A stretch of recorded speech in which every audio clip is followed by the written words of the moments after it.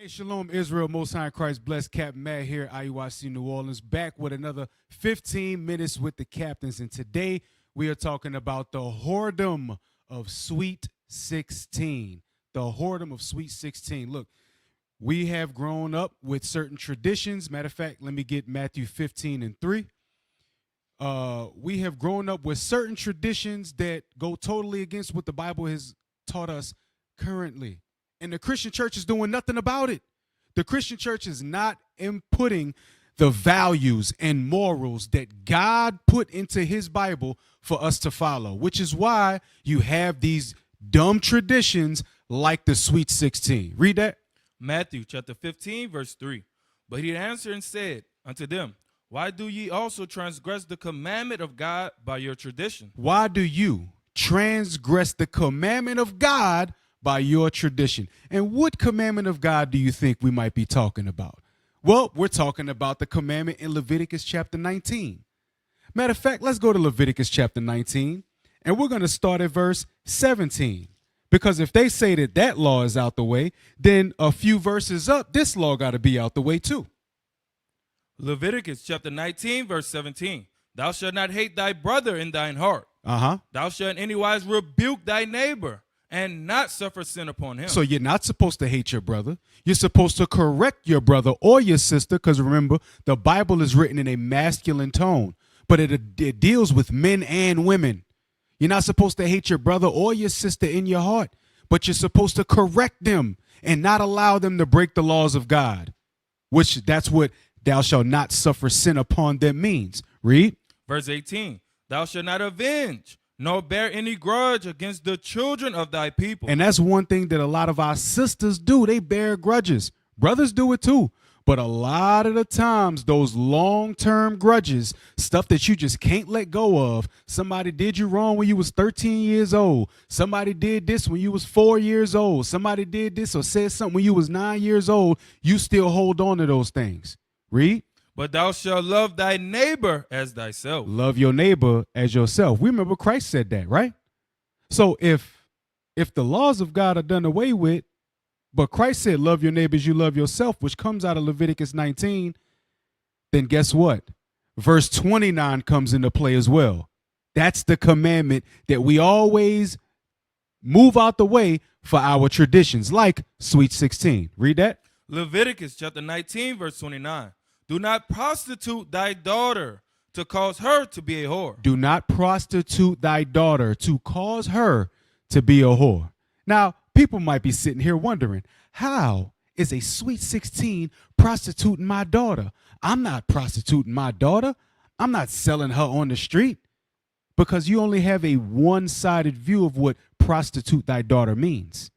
That means you're putting this sister, this young lady, this child out for sale for the rest of the world. You posting her up, boom, so everybody can see it. And when people see things and they want them, they spend in order to get it. Which is why we got to go to my sister, Jolie. Let's go ahead to that Instagram video.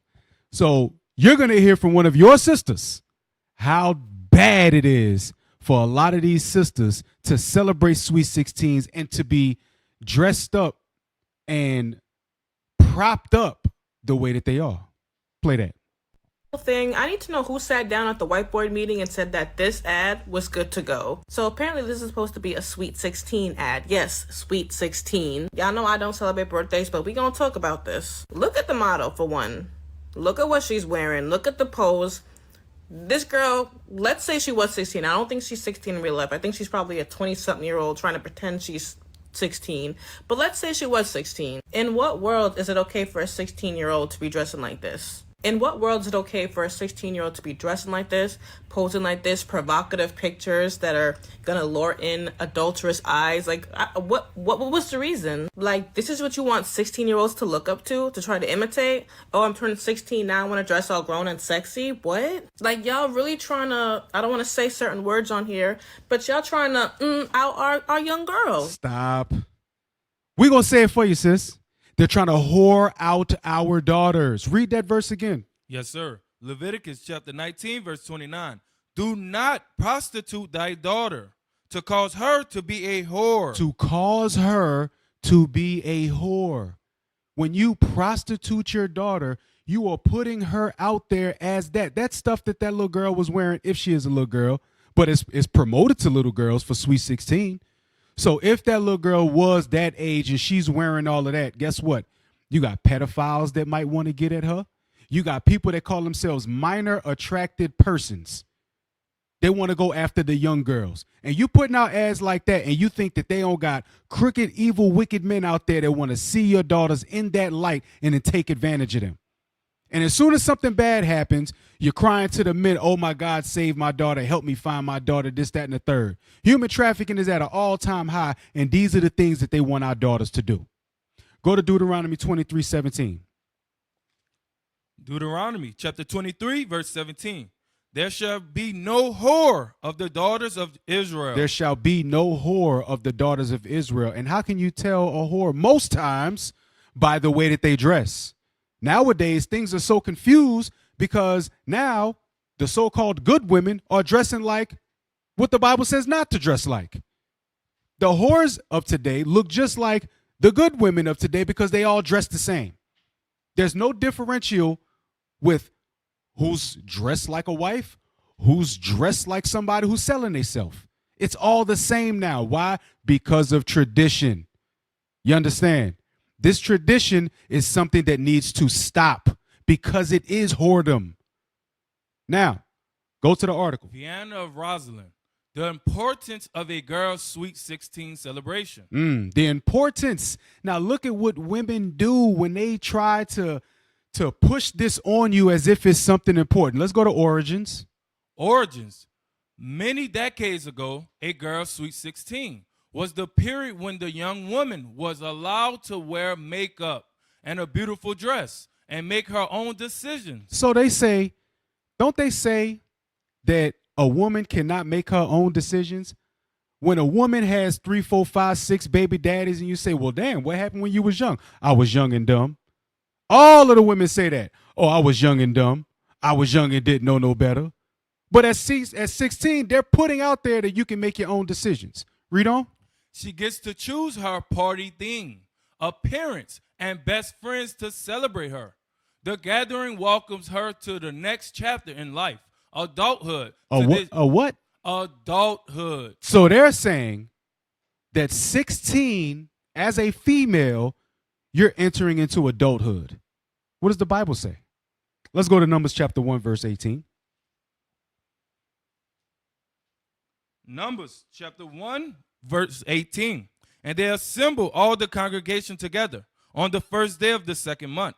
And they declared their pedigrees after their families, by the house of their fathers, according to the number of the names, from 20 years old and upward. So I know the wicked Negro was out there like, nah, brother. When you go to verse 3, brother, it's only talking about the men, brother. It said they gathered all the congregation of Israel and declared their pedigrees by their fathers. Go to verse 3. Verse 3. From 20 years old and upward, all that are able to go forth to war in Israel, thou and Aaron shall number them by their armies. So guess what? So yeah, they're like, oh, look, it was talking just about the men. Okay, let's go to Numbers 14 and 29. Everybody was an adult at the same age. Everybody. They were considered adults around the same age, and we're going to show you that today. Read. Numbers chapter 14, verse 29. Your carcasses shall fall in this wilderness. Remember, this is the punishment because of all of the wickedness that generation had done in the wilderness. The murmuring, the complaining, the idolatry, the fornication, all of these things that they were doing. They said, okay, you're going to die in this wilderness. That's what it says. Your carcasses shall fall. Read. And all that were number of you, according to your whole number, from 20 years old and upward. So wait a minute. It said the whole generation would die. Was that just the men? No, that was men and women. Everybody that was 20 and up died. Meaning, if you were less than 20, you were kept alive because you were still considered a child. You were not an adult yet. Go back to the article. Importance. Like every girl who dreams of her wedding, many young girls also envision of a perfect Sweet 16 party. So they look at the comparison. They're comparing a wedding day to a Sweet 16 party. Now translate that to the black community. They put a baby shower in the place of a wedding day now. Women are embracing motherhood before being a wife. They're not having families, they're having kids. You understand? These things need to stop. They compared a wedding day to a Sweet 16. Go ahead, read on. At this age, she has learned to build and maintain friendships and relationships. She ain't learned how to build nothing. At 16, you just now able to handle a job. How is she able to build relationships? They got girls that are mad at each other because they wore the same dress to a party. How the hell is that maintaining relationships? All of these sisters that grow up talking about, I don't really have female friends, I just hang with the dudes. Come on now. It's a lot of y'all that do that. You need to stop because you don't know what you're doing. A father tells you this, and this goes for Northern Kingdom too, with y'all quinceañeras. Acting like 15 is the age of a woman. No. Read. Therefore, she wants to celebrate an important milestone with the people she loves. Her extravagant party will be the talk of the town. Everybody want to talk about, till this day, they got sisters that still remember their Sweet 16 or their friend's Sweet 16 that they went to. Y'all have made friendships off of parties. Some of y'all went to Sweet 16s with girls you ain't even like. Talking about y'all know how to build relationships. Read the next part. Coming of age, your daughter's birthdays are always special. However, turning 16 is a huge deal, as this is the year she enters womanhood. See, that's whoredom. You're trying to say that a 16-year-old is a woman. That's not supposed to be. You understand? We got to stop all of this. Give me Sirach 7:24. This is the book of Sirach, chapter 7, verse 24. And it reads, Has thy daughters have a care of their body? That's what we're supposed to do as men. That's why fathers are important. That's why you can't push the father out the daughter's life just because y'all didn't work out. Then she comes home with a baby, and now you got to tell her daddy, you know she didn't came home with a baby, huh? But yet, if the father was in her life like he wanted to be, she wouldn't have had no baby. The men that crossed that door that was in her life would have been filtered out through the father. Read. And show not thyself cheerful toward them. Don't you not your child's friend. That is a 16-year-old child. I'm not your friend. I'm your parent. I'm your guardian. I'm here for you. I'm here to protect you, but we not friends. Read. Marry thy daughter, and so shalt thou have performed a weighty matter. Now, see, they're trying to act like the Sweet 16 is the weighty matter. Oh, it resembles the wedding day. No. Marrying your daughter, that's the weighty matter. So that she goes to a man pure and holy, with a right mind in her head, able to take care of a household and children. You understand? So that they can bring forth heirs to you, so that you can have a family line. Not 4-5 different guys that your daughter done slept with and had kids by. So we need to stop the whoredom of Sweet 16. Go to Sirach 26:10. Sirach chapter 26, verse 10. If thy daughter be shameless, keep her in straitly. How you know if your daughter's shameless?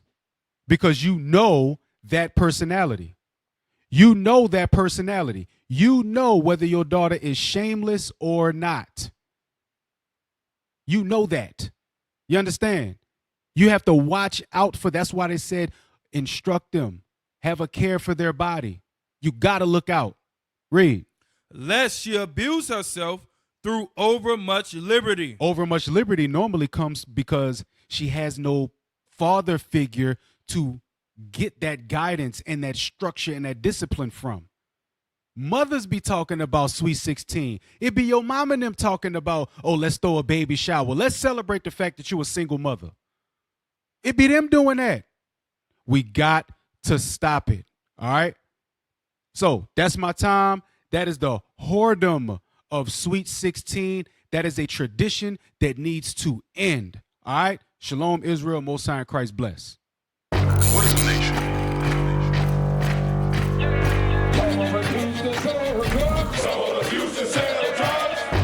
Nation is men leading by example.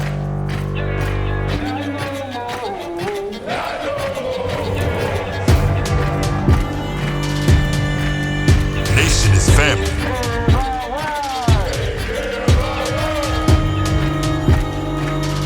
Nation is community. Nation is children with role models.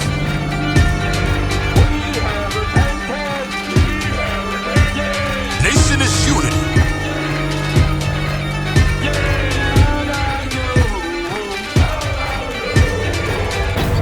Nation is you. And finally, my brethren, be strong